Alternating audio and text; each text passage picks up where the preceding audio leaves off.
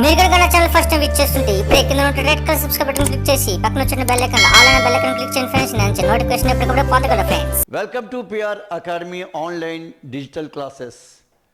Especially, I would like to give much information about the aspirants who are preparing for School Assistant English, PGT and TGT in both Telangana and Andhra states.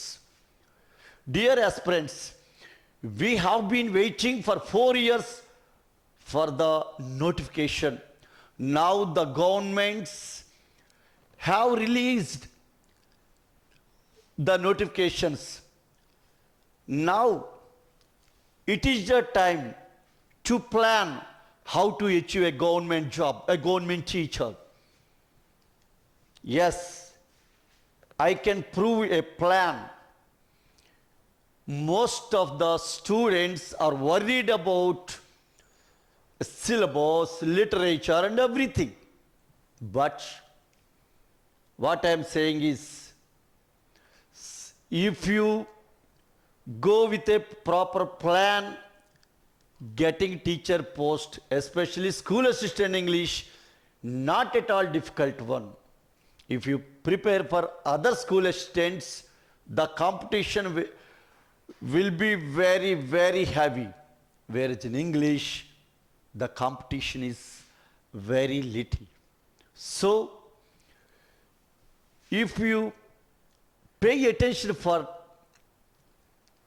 30 days, it is enough to success of getting teacher post. పిల్లలు చూడండి, ఇక్కడ చాలామందికి తెలియని విషయం ఏంటంటే, school assistant అంటే అప్పుడు ఏదో పెద్ద సిలబస్, లిటరేచరు, కాంటెంటు అంతా భయపడిపోతున్నారు. 2012 నుంచి లిటరేచర్ పార్ట్ పెట్టిన దగ్గర నుంచి ఎన్నో బ్యాచ్లు పిల్లలకు చెప్పున్న అనుభవంతో చెప్తున్నాను మీ అందరికీ. మీరు లిటరేచర్ని, స్కూల్ అసిస్టెంట్ కాంటెంట్ని ఎలా ప్రిపేర్ అవ్వాలో నేను ఈ వీడియో ద్వారా మీకు చెప్పబోతున్నాను. ఏంటి రైట్, ఏ విధంగా అంటే గుర్తుపెట్టుకోండి. ఫస్ట్ పోయిటరీ లిటరేచర్, చాలామంది ఏమో లిటరేచర్ వర్డ్స్ ఇస్తుంటాడు, లిటరరీ టర్మ్స్ అని. ఆ వర్డ్స్ అన్నిటినీ కూడా బట్టి పడుతుంటారు. అలా చేస్తే మీకేమాత్రం పట్టు దొరకదండి, గుర్తుపెట్టుకోండి. ఏం చేయాలి మరి? ఏం లేదు, ఒక్కటే విషయం నేర్చుకోండి.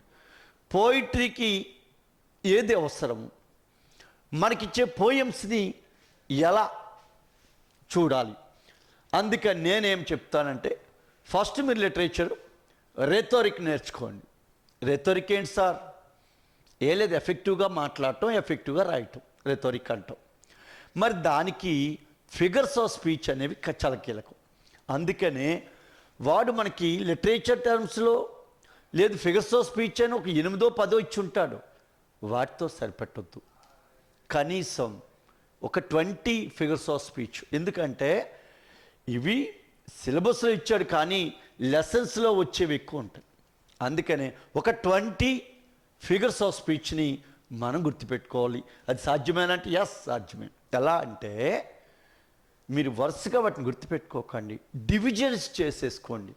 Based on sound, based on construction, based on similarities, based on contrast. ఇలా మనము డివిజన్ చేసుకుంటే ఒక్కొక్క దాంట్లో 4 ఈజీగా వస్తాయి.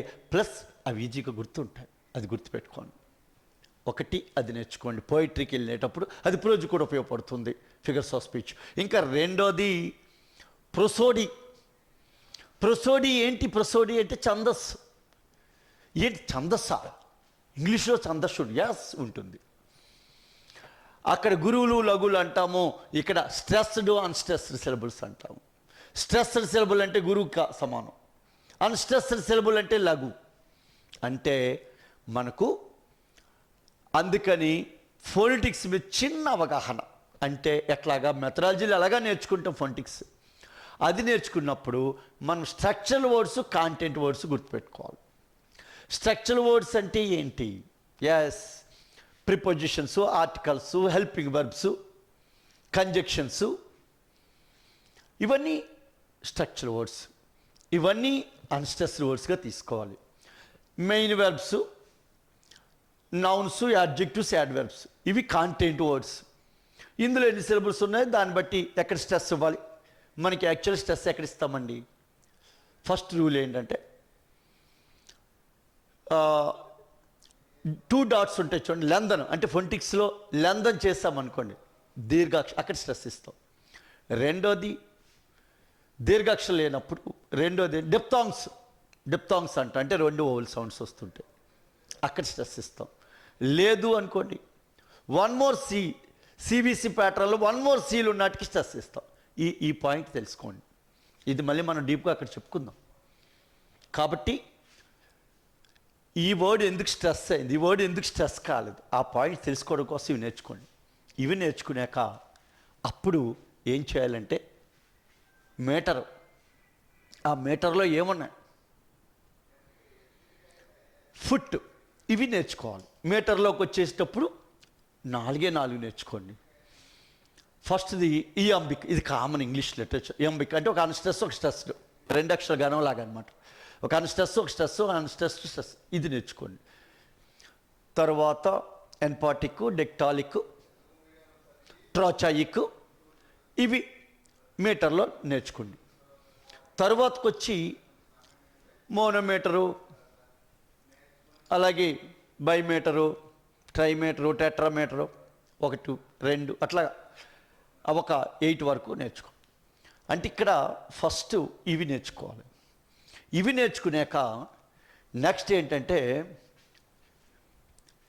చూడండి, అంటే స్టాంజా ఫార్మ్స్ నేర్చుకోవాలండి. నెక్స్ట్ స్టాంజా ఫార్మ్స్కి వెళ్ళాలి. స్టాంజా ఫార్మ్స్లో ఏముంటాయండి? కప్లెట్లు, టెర్సెట్, క్వాట్రైన్, ఆక్టేవ్, సస్టేట్, అట్లాగే ఒట్టావారిమా, స్పెన్సేరియన్ స్టాంజా.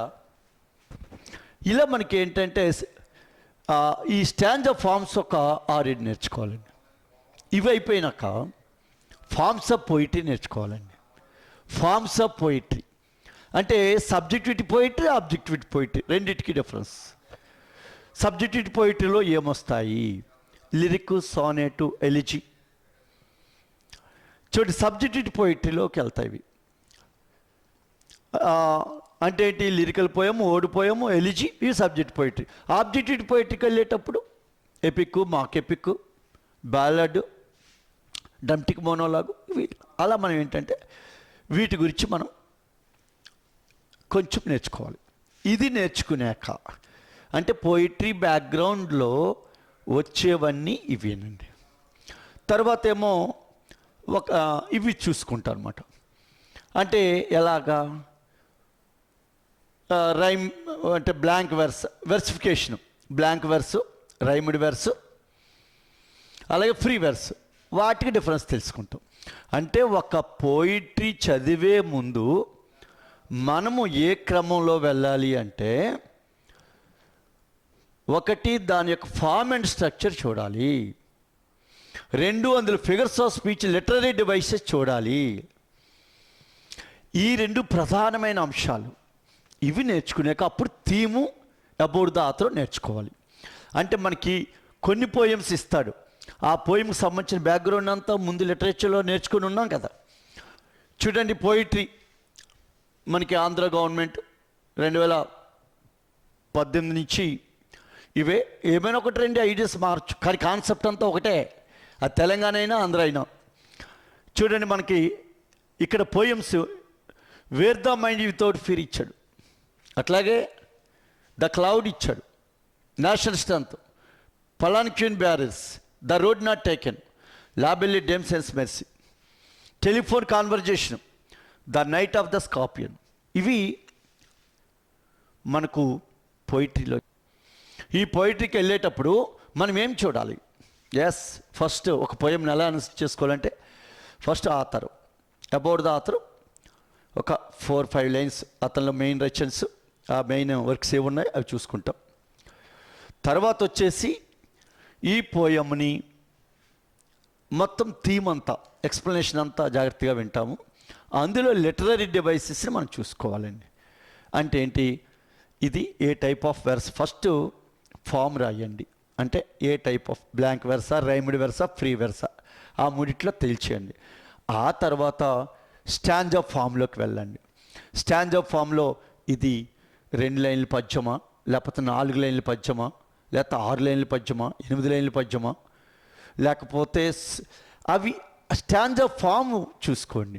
తర్వాత వచ్చి టైప్స్ ఆఫ్ పోయంలోకి రండి. ఇది ఎలిజీ లక్షణాలు ఉన్నాయా, లిరిక్ లక్షణాలు ఉన్నాయా, లేకపోతే వర్డ్స్ అవి మనకు ఉండవండి. మనకిచ్చిన ప్రతి పోయము ఏ కేటగిరీలోకి వెళ్తుందో అది చూడాలండి. అది చూశాక లిటరరీ డివైస్లోకి వచ్చేసి ఫిగర్స్ ఆఫ్ స్పీచ్ ఉన్నాయి. ఆ ఫిగర్స్ ఆఫ్ స్పీచ్ని మనం ఐడెంటిఫై చేయాలండి. అంటే థీమ్తో పాటు about the author, literary device, ఈ 3 చూస్తే ఒక పోయం నుంచి ఎలాగ ఎన్ని పోయమ్స్ అయినా బ్యాక్గ్రౌండ్ అదే కాబట్టి ఈ థీమ్ చూసుకోవడం, ఇక్కడ మనం ఎర్లీగా నేర్చుకున్న ఫిగర్స్ ఆఫ్ స్పీచ్, లిటరరీ డివైస్ని ఇక్కడ అప్లై చేసుకుంటాం. It's not a difficult. అలాగే రెండో దానికి ప్రోజ్కి వెళ్తారు. ప్రోజు దాన్ని ఎస్సే డీటెయిల్ స్టడీ అంటాం. ఇక్కడ 4 పోయమ్స్ 4 లెసన్స్ ఇచ్చున్నాడు. అవి ఏంటంటే ఆఫ్ ట్రూత్, ఇది ఇంటర్మీడియట్లో ఉంది ఆఫ్ ట్రూత్ అనేది. తర్వాత వచ్చేసి సెల్ఫ్ రిలియన్స్, అలాగే ఆన్ షేకింగ్ హ్యాండ్స్ ఏజీ గార్డినర్ది, రాబర్ట్స్ అండ్ పీపుల్, అంటే 4 ప్రోజ్ ఇచ్చాడు. ఇంకా నావల్స్, దాన్ని డీటెయిల్ స్టడీ అంటాం. ప్రోజు, నావల్స్, షార్ట్ స్టోరీస్ ఇవన్నీ ఇందులోకి వెళ్తాయండి. ఇక్కడికి వెళ్ళేసరికి జాన్ ఆస్టిన్ రాసిన ప్రైడ్ అండ్ ప్రెజుడైస్, అంటే ఏం లేదండి, ఇది ఇప్పుడు రాశారు, వాళ్ళ గురించి కొత్త. ఈ దీనిలో సమ్మరీ, ప్రైడ్ అండ్ ప్రెజుడైస్ స్టోరీని ఒకసారి థీమ్ తెలుసుకోవటం. ఇంకా స్వామి అండ్ ఫ్రెండ్స్, ఇదే మనకి యాక్చువల్గా మన స్కూల్ అసిస్టెంట్ ఇంగ్లీష్కి ఏంటంటే లెసన్స్ క్లాసుల వైజ్గా చదవక్కర్లేదండి. ఇది ఎక్కడ ఉండొచ్చు, డిగ్రీలో ఉండొచ్చు, ఇంటర్లో ఉండొచ్చు, 10th ఉండొచ్చు, ఇప్పుడున్న దాంట్లో ఎక్కడ లేకపోవచ్చు. అంటే మనం వీటికి కావాల్సిన మెటీరియల్ రెడీ చేసుకుంటే చాలు. అందుకే ఇక్కడ స్వామి అండ్ ఫ్రెండ్స్, ప్రైడ్ అండ్ ప్రెజుడైస్ ఈ 2 నావల్స్లో పెట్టాడు. డ్రామాకు వచ్చేసరికి చూడండి, ఇక్కడ డ్రామా అంటే ఇక్కడ మనం ఏం చేయాలి, మా ప్రోజులోని ఎస్సే అంటే ఏంటి, ఎస్సేలో రకాలేంటి, మనము ప్రోజులో ఏం చూడాలి లిటరేచర్ అంటే ఒకటే గుర్తుపెట్టుకోండి, ప్రోజులో పాయింట్ ఆఫ్ వ్యూ చూడాలి. తర్వాత ఏమో బయోగ్రఫియా, ఆటోబయోగ్రఫియా, ఎస్సేయా, డిస్క్రిప్షనా, అవి మనం చూసుకోవాలి. అంటే ప్రోజ్కి వెళ్ళేటప్పుడు చాలా తక్కువ అంశాలు ఉంటాయి. అంటే ఎస్సే అన్నారు, ఎస్సే యొక్క ఫీచర్స్, ఎస్సేలో టైప్స్, అవి మనం ప్రిపేర్ అవుతాం. అయిన తర్వాత ఈ ఎస్సేకి లింక్ చేస్తాం. అలాగే నావల్ అంటే ఏంటి, ఎప్పుడు పుట్టింది, నవల్లో రకాలేంటి, ఇవి ముందు మనం నేర్చుకుంటాం. వాడిచ్చిన నవల్ని దానికి లింక్ చేస్తాం. మీకు ఇదేమి ఒక పేజీ మ్యాటర్ ఉంటుందండి, నవల్ అయినా ఎస్సే అయినా వాటి గురించి. అందువల్ల మనం టెన్షన్ పడిపోయి లిటరేచర్ ఇదేదని టెన్షన్ పడద్దండి. ఎందుకంటే వందలాది మంది స్కూల్ అసిస్టెంట్స్ మా దగ్గర సెలెక్ట్ అయ్యి ఉన్నారు, కాన్ఫిడెంట్గా చెప్తున్నాను. తర్వాత డ్రామాకి వెళ్ళేటప్పుడు అసలు డ్రామా ఏంటి, దాని ఆరిజిన్ ఏంటి, దానిలో రకాలేంటి, ఇవి ముందు నేర్చుకోవాలండి. డ్రామాటిక్ డివైసెస్ ఏంటి, డ్రామాటిక్ స్ట్రక్చర్ ఏంటి, ఇది నేర్చుకొని అప్పుడు మనం ఏం చేయాలి అంటే వాడిచ్చిన 2 డ్రామాలు 3 డ్రామాలు ఎన్ని ఇస్తాను, ఇది ఏ రకంలోకి వెళ్తుంది. అందుకని ఈ డ్రామాల్ని మనం యాక్షన్ వైజ్, సీన్ వైజ్గా మనం చేసుకువెళ్ళాలి. యాక్షన్ వైజ్, సీన్ వైజ్గా ప్రిపేర్ అవ్వాలి, గుర్తుపెట్టుకోండి. అది మీకు మేము మెటీరియల్ రూపంలో మీకు ప్రొవైడ్ చేస్తాం. యాక్షన్ వైజ్, సీన్ వైజ్గా డ్రామాని చెప్పుకుంటూ వెళ్ళాలి. ఇది డ్రామా అవుతుంది. తర్వాత వచ్చి ఇంకా లాస్ట్ ఏంటండి, షార్ట్ స్టోరీ. ఇదంతా ప్రోజు, అంటే మనకి యాక్చువల్గా poetry, prose, drama. So drama యొక్క షార్ట్ ఫామే, అంటే డ్రామాని కుదిస్తే మనకు వస్తుందే షార్ట్ స్టోరీ. స్ట్రక్చర్ డ్రామాలాగే ఉంటుంది, షార్ట్ స్టోరీలు. ఇవి 4 ఇచ్చున్నాడు. గోల్డెన్ వాచ్ ముల్కరాజ్ ఆనంద్ది, పోస్ట్ మాస్టర్ రవీంద్రనాథ్ ఠాగూర్ది, ఆఫ్టర్ 20 years ఓ హెన్రీది, ద థీఫ్ రస్కిన్ బాండ్. ఈ 4 మనకి ఏంటంటే షార్ట్ స్టోరీస్. అంటే ఇప్పుడు మనం ఈ 4టికి చెప్పాలనుకోండి, ఇక్కడ ఈ షార్ట్ స్టోరీలు ఏంటి, అవే పాయింట్ ఆఫ్ వ్యూ చూసుకుంటాం. అది ఏ పాయింట్ ఆఫ్ వ్యూలో రాయబడింది, ఇక్కడ లిటరేచర్ అంటే అది మెయిన్ పాయింట్. ఎలాంటి లాంగ్వేజ్ వాడబడింది, దీని థీమ్ ఏంటి, అబౌట్ ద ఆథర్. ఈ విషయాలతో కూడుకొని నాకు తెలిసి సిన్సియర్గా ఒక 20 నుంచి 25 days మనము ఈజీగా స్కూల్ అసిస్టెంట్ పోస్ట్ కొట్టొచ్చండి. మిగతా సబ్జెక్ట్తో పోల్చుకుంటే getting school assistant in English is not at all big task. గుర్తుపెట్టుకోండి ఫ్రెండ్స్, అందరికీ చెప్తున్నా, మీరు ఏ ప్లాన్ అయితే చెప్పానో ఆ ప్లాన్ ప్రకారం మీకు ఆన్లైన్ క్లాసులు మీకు లభిస్తే తీసుకోండి. లేదు మా పిఆర్ అకాడమీ వారు ఈ చెప్పిన ప్లాన్ ప్రకారమే మీకు ఉంటుంది, మీరు సక్సెస్ అవుతారు 100%. సిలబస్లో లెసన్ మారిన లిటరేచర్ బ్యాక్గ్రౌండ్ అంతా ఒకటే, దాని లింక్ కలుపుకోవడంలో ఉంది. అందుకని చాలామంది ఏం చేస్తారంటే లిటరేచర్ లాగా సమ్మరీ లాగా ఇచ్చేసి ఈ సమ్మరీ ప్రిపేర్ అయిపోతున్నారు. పోయిటరీ ప్రోజ్లో సమ్మరీ ప్రిపేర్ అయితే మీకేమొస్తుందండి? అబౌట్ ద ఆథర్, దానికి రిలవెంట్ ఒక టైటిల్ ఉంది, అది ఎక్కడి నుంచి వచ్చింది.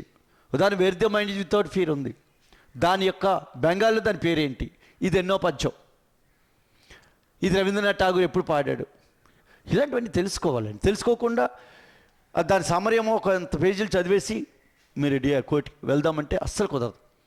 లిటరరీ డివైస్లు గుర్తుపెట్టుకుని, పోయిటరీ అంతా literary device, about the author, content, figures of speech, ఇవి మీరు మెయిన్ చూసుకోండి. ఇలా మీరు ప్రిపేర్ అయితే మీ సమయం వృధా కాకుండా అందరికంటే బెస్ట్ ర్యాంకులో సాధించగలరు. Thank you very much. అందరికీ చెప్తున్నా, ఇది స్కూల్ అసిస్టెంట్ ఇంగ్లీషు ప్రిపేర్ అయ్యే ప్లాన్. హాయ్ ఫ్రెండ్స్, మీరు ఇక్కడ నా ఛానల్ ఫస్ట్ టైం విజిట్ చేస్తుంటే ఇప్పుడే కింద ఉంటుంది red colour subscribe button click చేయండి. పక్కన వచ్చేటువంటి బెల్ ఐకాన్ క్లిక్ చేస్తే నేను అందించే లేటెస్ట్ అప్డేట్ మీరు ఎప్పటికప్పుడు నోటిఫికేషన్ ద్వారా పొందగలరు ఫ్రెండ్స్. అలాగే నా యాప్ని కూడా డౌన్లోడ్ చేయండి ఫ్రెండ్స్. Thank you.